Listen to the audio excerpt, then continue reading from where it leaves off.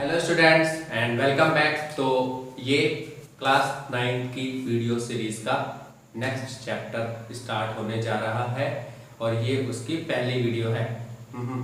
थोड़ा सा धीरे बोलता हूँ, समझ में ज़्यादा आएगा। चलो मजाक कर रहा हूँ थोड़ा सा।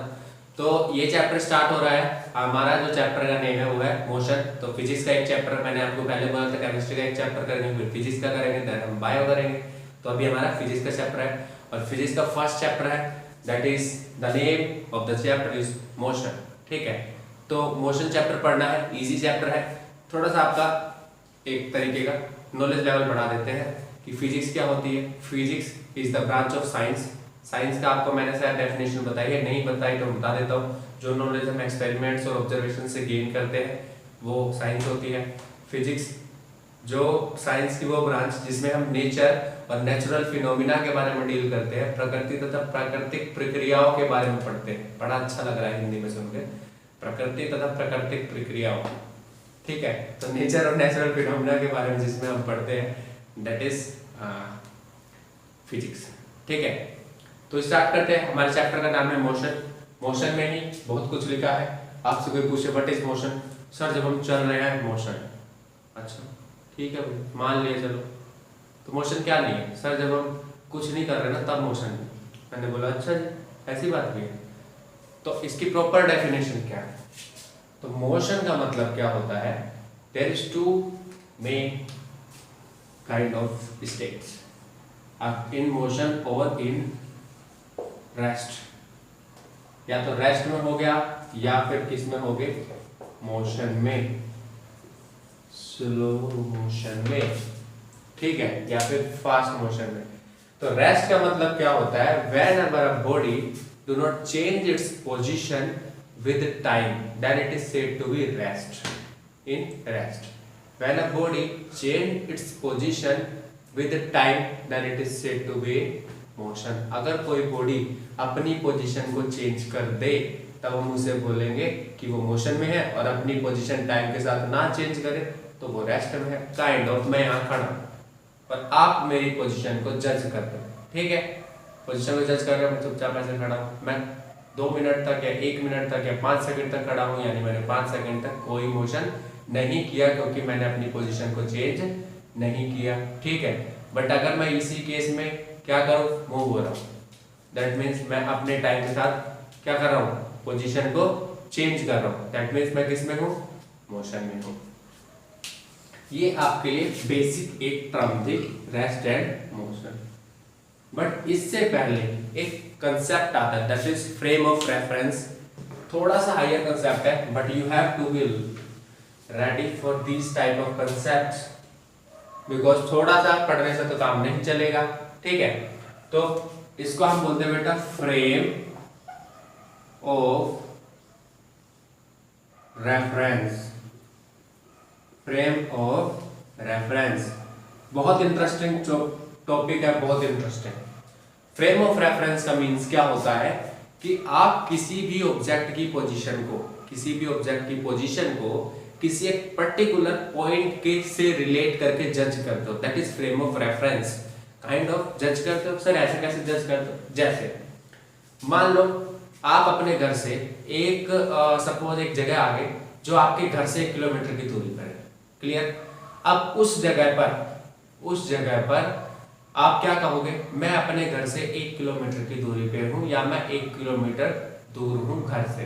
तो आपने ओरिजिन यानी स्टार्टिंग पॉइंट किसको नाम दिया, घर को। तो फ्रेम ऑफ रेफरेंस क्या हो गया, घर।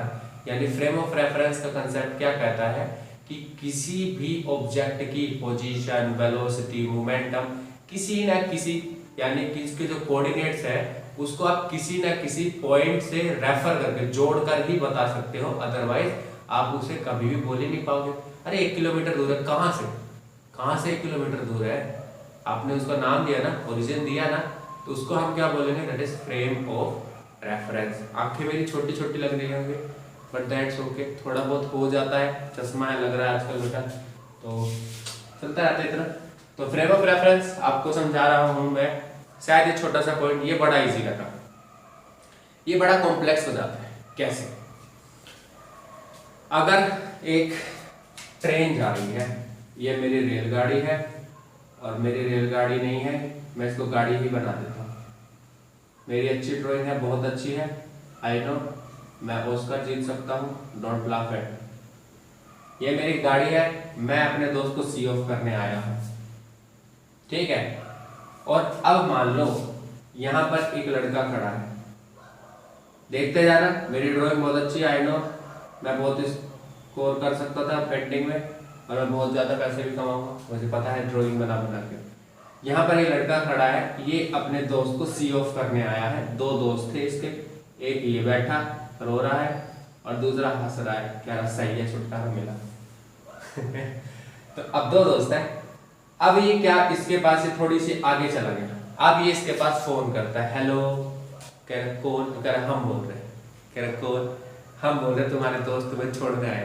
कह रहा अच्छा, कह रहा कहाँ पहुंचे, थोड़ी आगे अभी घर से निकले। कह रहा अच्छा ठीक है, तो चल दिए हो।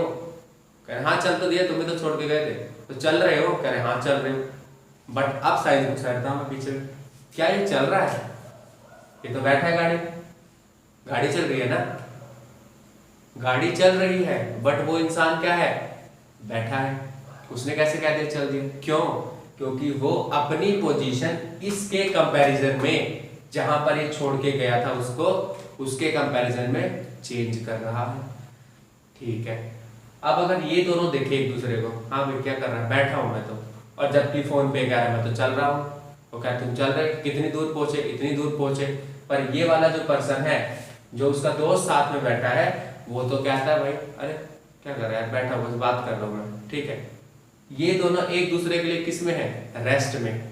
क्यों है रेस्ट में, सिंपल सी बात है, ये दोनों खुद को ओरिजिन मानते हैं। मेरे रिस्पेक्ट में सामने वाला क्या है, बैठा है, अच्छा ठीक है तो बैठे ही, या तो मैं मूव कर रहा हूँ या वो मूव कर रहा है, बट दोनों ही अपनी पोजीशन एक दूसरे के रिस्पेक्ट में चेंज नहीं कर रहे, ठीक है। ये फ्रेम ऑफ रेफरेंस था।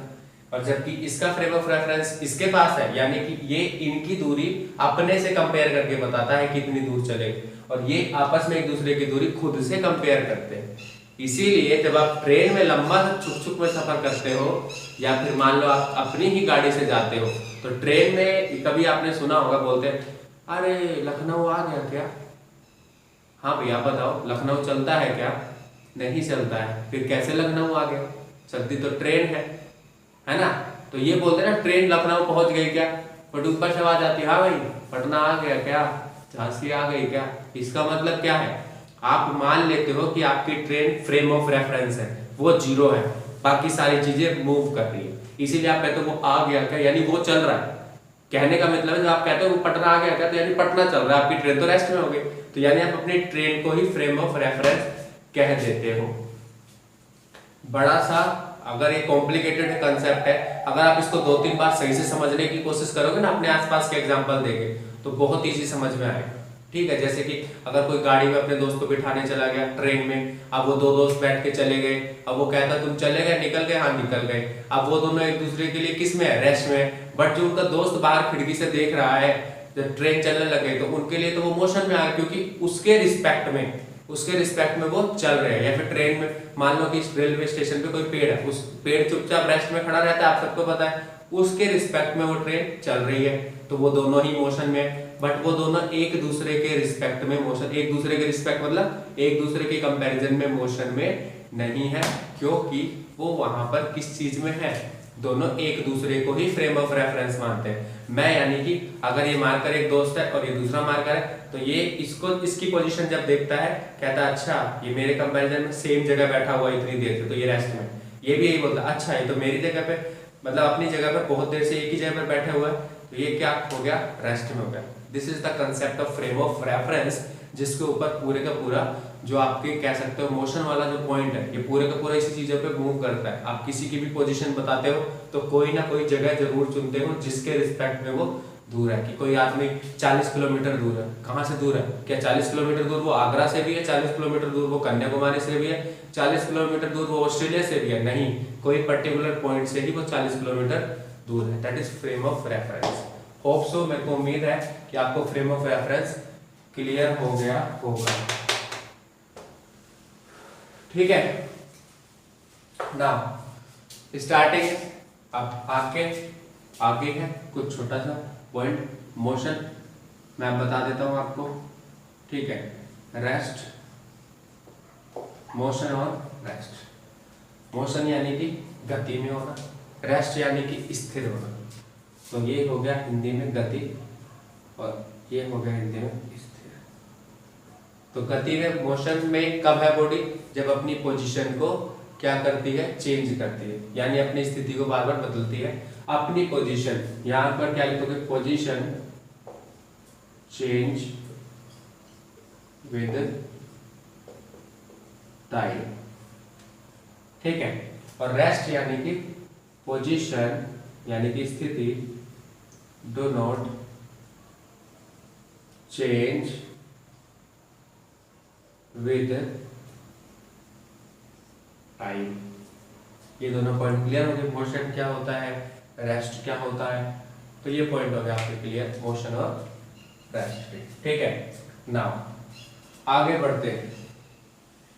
मोशन में दो चीजें आती हैं, that is distance and displacement. Next concept is distance तथा डिस्प्लेसमेंट। डिस्टेंस का मतलब होता है बेटा दूरी, और इसका मतलब होता है विस्थापन। तो डिस्टेंस या दूरी का मतलब क्या होता है?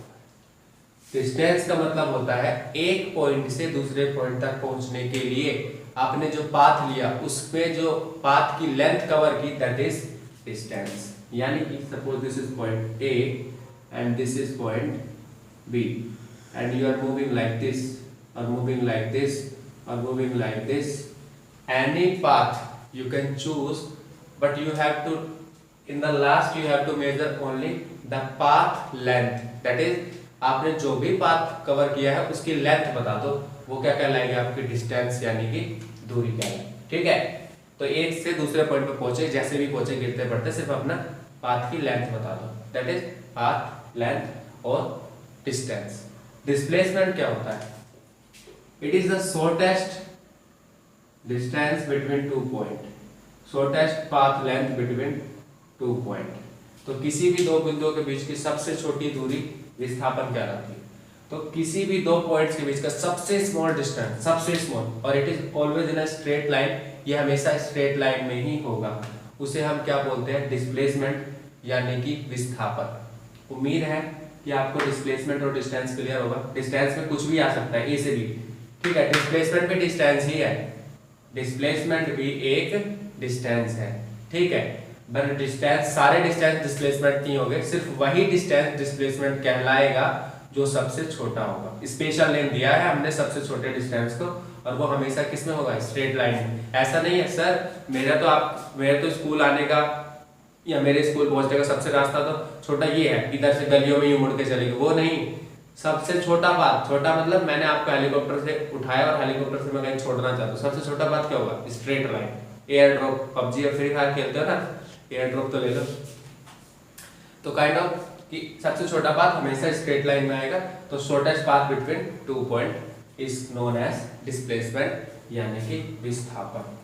ये पॉइंट हो गया आपका क्लियर, डिस्प्लेसमेंट किसे कहते हैं और डिस्टेंस किसे कहते हैं। Now, the second point, displacement और डिस्टेंस हो गया। अब एक क्वेश्चन आता है, बड़ा प्यारा सा क्वेश्चन है। क्वेश्चन ये आता है कि डिस्टेंस इज अ डिस्प्लेसमेंट और displacement is a distance. Question repeat कर रहा हूं मैं, डिस्टेंस इज अ डिस्प्लेसमेंट और displacement is a distance, which statement is correct and how you can prove it? And answer is both statement is correct. How is it possible? देखो distance displacement है, क्यों है? क्योंकि हमने तो बोला एक से दूसरे पॉइंट तक पहुंचो, सबसे कोई भी मतलब आपने कोई भी पाथ कवर किया उसकी सिर्फ पाथ लेंथ बता दो, दैट इज डिस्टेंस। और डिस्प्लेसमेंट क्या है? सबसे छोटा डिस्टेंस क्या आएगा? डिस्प्लेसमेंट आएगी। तो यानी डिस्टेंस जो है वो और डिस्प्लेसमेंट सेम है, बट क्या आती है कंडीशन कि सारे के सारे डिस्प्लेसमेंट हमेशा एक डिस्टेंस है क्योंकि पाथ है, लेंथ कवर है, तो वो आपका डिस्टेंस है। बट सारे के सारे डिस्टेंस डिस्प्लेसमेंट नहीं कहलाएंगे, दिमाग में डालो। Every displacement is a distance. Every displacement मतलब अगर आप बहुत सारे अलग अलग पाथ लेते हो, ये बहुत सारे दो अलग अलग पॉइंट्स लेते हो, तो उनमें जो डिस्प्लेसमेंट होगी, हमेशा डिस्प्लेसमेंट एक डिस्टेंस का ही पार्ट है, क्योंकि हमने डेफिनेशन में बोला शॉर्टेस्ट डिस्टेंस। तो ए से बी के बीच जाने का कोई भी पाथ, उसकी लेंथ इज डिस्टेंस, और सबसे छोटी डिस्टेंस इज डिस्प्लेसमेंट। तो डिस्प्लेसमेंट भी एक स्पेशल टाइप का डिस्टेंस है जो सबसे छोटा है, बट सारे डिस्टेंस डिस्प्लेसमेंट नहीं होंगे। तो आप कहोगे कि डिस्टेंस मे और may not be equal to displacement, but displacement is always said to be displacement. यानी डिस्प्लेसमेंट को हम हमेशा डिस्टेंस कह सकते हैं, बट सारे डिस्टेंस को हम हमेशा डिस्प्लेसमेंट नहीं कह सकते। जब वो सबसे छोटा हो तभी उसको हम डिस्प्लेसमेंट कहेंगे। ठीक है, बड़ी माइंड बोगलिंग सी ये स्टेटमेंट होती है जो पूछी जाती है बहुत ज्यादा। तो ये पॉइंट क्लियर हो गया। चलो एक छोटा सा न्यूमेरिकल करते हैं। Point A, point B, point C. The distance between A and B is 6 kilometre and B and C is 3 kilometre. ठीक है, and the condition is like this. A से बी गया हो, देन बी से सी गया हो, और लास्ट में वो सी से बी आ गया। What is distance and what is displacement? Question. तो डिस्टेंस क्या होता है? Actual path length. तो एक्चुअल पाथ लेंथ ए से बी 6, बी से सी 3, ठीक है, फिर सी से वापस बी 3, तो 6 3 9, 9 3 12, तो 12 किलोमीटर तो क्या आ गया इसने डिस्टेंस ट्रेवल किया। Now what is displacement? Displacement के लिए आपको सिंपल काम करना, अपना स्टार्टिंग पॉइंट देखो, फाइनल पॉइंट देखो। Starting point is A, final point is B, so displacement is 6 kilometre. This is the answer. ठीक है, तो ये पॉइंट हो गया आपका डिस्प्लेसमेंट का और डिस्टेंस का, कि डिस्टेंस क्या होती है और डिस्प्लेसमेंट कैसे होती है। सिर्फ आपको पाथ की लेंथ जो होती है उसको जोड़ते चले जाओ, आपको डिस्टेंस मिल जाएगा। और सबसे आपको डिस्प्लेसमेंट चाहिए तो आप इनिशियल पॉइंट देखो और फाइनल पॉइंट देखो, और उन दोनों के बीच का सबसे छोटा path that is 6 kilometre is the displacement. ठीक है, ये आपके पॉइंट्स हो गए। ठीक है, तो इसको हम क्या बोल देते हैं बेटा?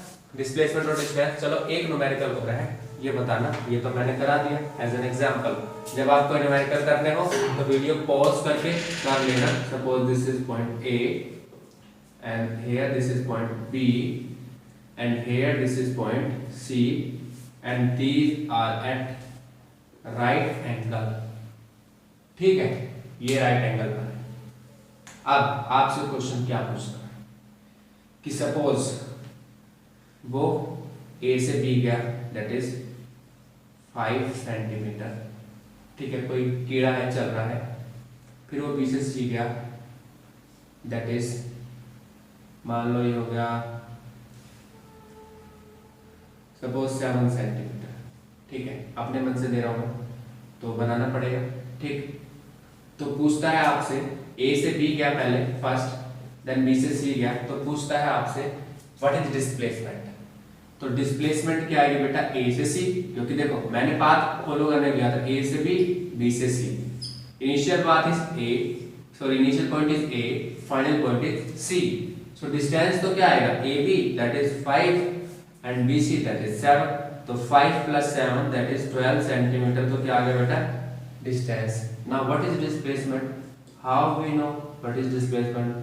As we don't have the value of AC, the length of AC is not given to us. So how we can calculate it?